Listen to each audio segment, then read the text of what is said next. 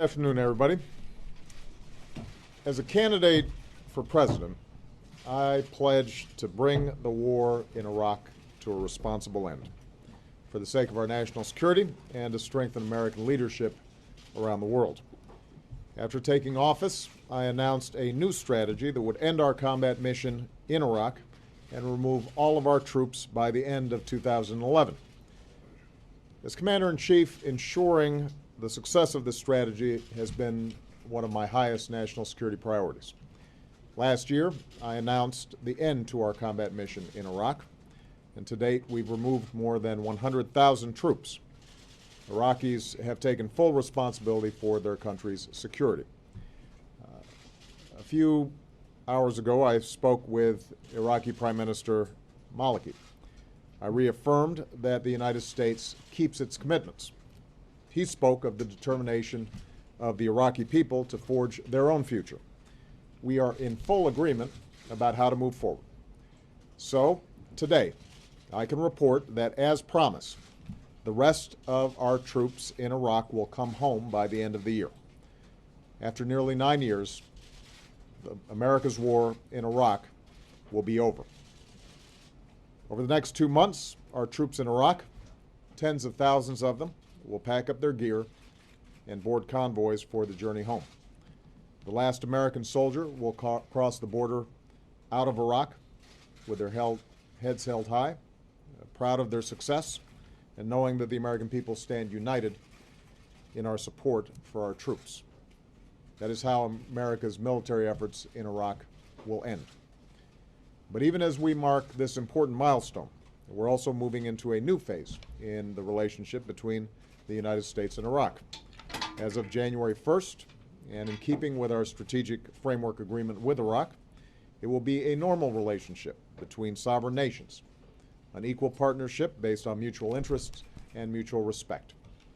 In today's conversation, Prime Minister Maliki and I agreed that a meeting of the Higher Coordinating Committee of the Strategic Framework Agreement will convene in the coming weeks. And I invited the Prime Minister to come to the White House in December as we plan for all the important work that we have to do together. This will be a strong and enduring partnership. With our diplomats and civilian advisors in the lead, we'll help Iraqis strengthen institutions that are just, representative, and accountable. We'll build new ties of trade and of commerce, culture, and education that unleash the potential of the Iraqi people. We'll partner with an Iraq that contributes to regional security and peace, just as we insist that other nations respect Iraq's sovereignty. As I told Prime Minister Maliki, we will continue discussions on how we might help Iraq train and equip its forces, again, just as we offer training and assistance to countries around the world. After all, there will be some difficult days ahead for Iraq, and the United States will continue to have an interest in an Iraq that is stable, secure, and self-reliant. Just as Iraqis have persevered through war, I'm confident that they can build a future worthy of their history as a cradle of civilization. Here at home, the coming months will be another season of homecomings. Across America, our servicemen and women will be reunited with their families. Today, I can say that our troops in Iraq will definitely be home for the holidays. This December will be a time to reflect on all that we've been through in this war. I'll join the American people in paying tribute to the more than 1 million Americans who have served in Iraq. We'll honor our many wounded warriors and the nearly 4,500 American patriots and their Iraqi and coalition partners who gave their lives to this effort. And finally, I would note that the end of war in Iraq reflects a larger transition. The tide of war is receding. The drawdown in Iraq allowed us to refocus our fight against al-Qaeda and achieve major victories against its leadership, including Osama bin Laden.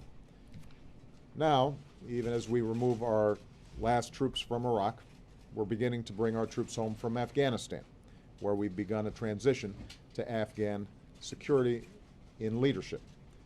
When I took office, roughly 180,000 troops were deployed in both these wars, and by the end of this year, that number will be cut in half.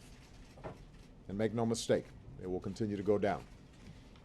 Meanwhile, yesterday marked the definitive end of the Gaddafi regime in Libya. And there, too, our military played a critical role in shaping a situation on the ground in which the Libyan people can build their own future. Today, NATO is working to bring this successful mission to a close. So to sum up, the United States is moving forward from a position of strength. The long war in Iraq will come to an end by the end of this year. The transition in Afghanistan is moving forward, and our troops are finally coming home. As they do, fewer deployments and more time training will help keep our military the very best in the world. And as we welcome home our newest veterans, we'll never stop working to give them and their families the care, the benefits, and the opportunities that they have earned. This includes enlisting our veterans in the greatest challenge that we now face as a nation, creating opportunity and jobs in this country. Because after a decade of war, the nation that we need to build, and the nation that we will build, is our own. An America that sees its economic strength restored, just as we've restored our leadership around the globe.